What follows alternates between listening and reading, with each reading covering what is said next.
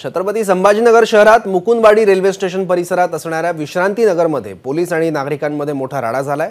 पोलिसांसह महापालिकेचं पथक या ठिकाणी अतिक्रमण तोडण्यासाठी गेलं असता नागरिकांनी दगडफेक केली आहे। यावेळी जमावाला पांगवण्यासाठी पोलिसांनी अश्रुधुराच्या नळकांड्या फोडल्यात। अनधिकृत अतिक्रमण काढण्यासाठी सकाळीच महापालिका प्रशासन पोलिसांच्या मोठ्या फौजफाट्यासह दाखल झालं। यावेळी स्थानिकांनी त्यांना विरोध करत रस्त्यावरच ठिय्या केला। यावेळी महिला देखील मोठ्या संख्येने सहभागी झाल्या होत्या। याची माहिती घेऊयात आपले प्रतिनिधी कृष्णा केंडेकडून। कृष्णा,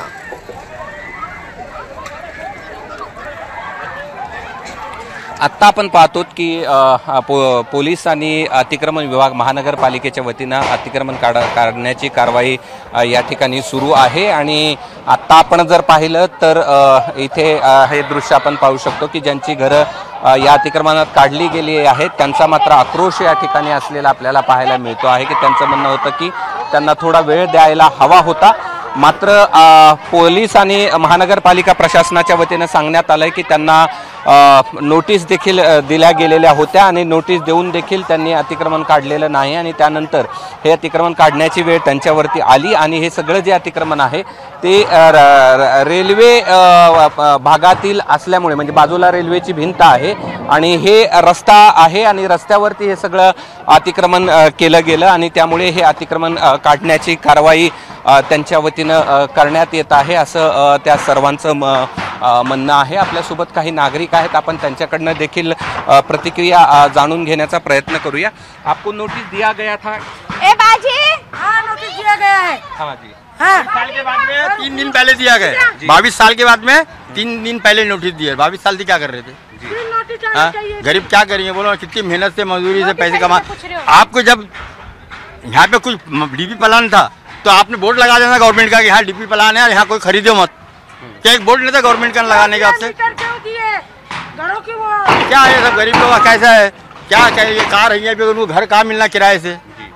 कम से कम उनको 2 दिन की सहूलत। उनको कब बताया गया था? सर हमको तो नोटिस देखो शुक्रवार को दी गई, हाँ, और सैटरडे छुट्टी थी, संडे छुट्टी थी, मंडे छुट्टी थी। 3 दिन उनको पता था छुट्टी थी। 3 दिन हम ना कहीं मोर्चा लेके जा सके, ना हम किसको कुछ बता सके। और आ जाके सुबह 8 बजे से उन्होंने गाड़ियां खड़ी कर दी। हम करें तो क्या करें आप बताओ?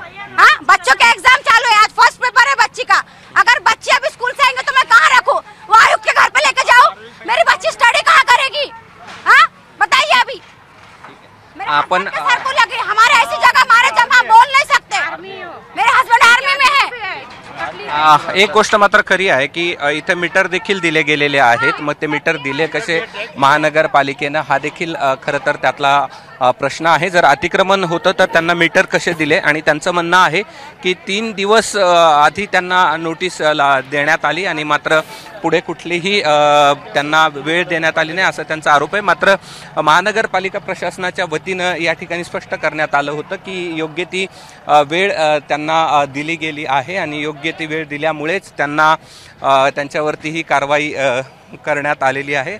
आपल्यासोबत पोलीस अधिकारी पण आहेत, आपण त्यांच्याशी देखील बोलण्याचा प्रयत्न करूया की काय नेमकी कारवाई आहे आणि कशामुळे ही कारवाई केली जाते आहे। एसीपी साहेब आहेत, एक एसीपी साहेब, आपण त्यांच्याशी या ठिकाणी बोलण्याचा प्रयत्न करूया।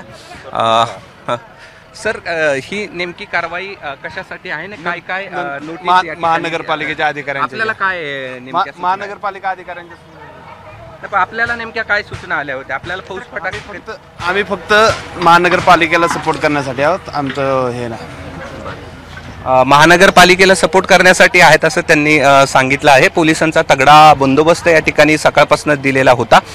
महानगरपालिकेचे अधिकारी म्हणतात की वेळेवर त्यांना सूचना देण्यात आलेली होती आणि नागरिकांचं म्हणणं आहे की कुठल्याही प्रकारची सूचना दिली नाही। 3 दिवसाच्या नोटीसवरच हे सगळं काम केलं गेलं। काही वेळापूर्वी या ठिकाणी राडा देखील झालेला होता। पोलीस आणि नागरिकांच्या मध्ये दगडफेक झाली, अश्रुधुराच्या नळकांड्या पोलिसांना फोडाव्या लागलेल्या होत्या। यामध्ये काही लोक देखील जखमी झालेले होते आणि त्यानंतर आता ही कारवाई आता शांततेत आहे। मात्र आत्ता स्थिती कंट्रोलमध्ये जरी असली तरी लोक काही जे ते आपलं सामान घेऊन जाण्याचा प्रयत्न या ठिकाणी करतात। महानगरपालिकेचे अधिकारी आपल्यासोबत आहेत। मला सांगा की कधी नोटीस दिलेली होती यांना, काय काय केलेलं होतं? अरे भाई बोला। सर माझे वरिष्ठ अधिकारी या ठिकाणी आहेत, माननीय अतिरिक्त आयुक्त काय महोदय. नेमकं काय कधी नोटीस दिली होती थोडी माहिती द्या. सर सविस्तर माहिती मी देतो. माझे वरिष्ठ अधिकारी अतिरिक्त जोशी सर आहेत आणि माननीय उपायुक्त देवरे सर आहेत. एक 5 मिनिटं आपण थांबा. हे 2-3 आमचे स्ट्रक्चर काढले की तुम्हाला सविस्तर माहिती देतो. हे महानगरपालिकेचे अधिकारी होते. आता मात्र कुठलाही तणाव या परिस्थिती तणाव आहे, मात्र कुठलाही अनुचित प्रकार घडलेला नाहीये. बरोबर आहे. आणि एका पाठोपाठ एक वरिष्ठ अधिकारी देखील घटनास्थळावर दाखल होत आहेत. कृष्णा, धन्यवाद या सगळ्यांची माहिती आमच्यापर्यंत पोहोचवली त्यासाठी.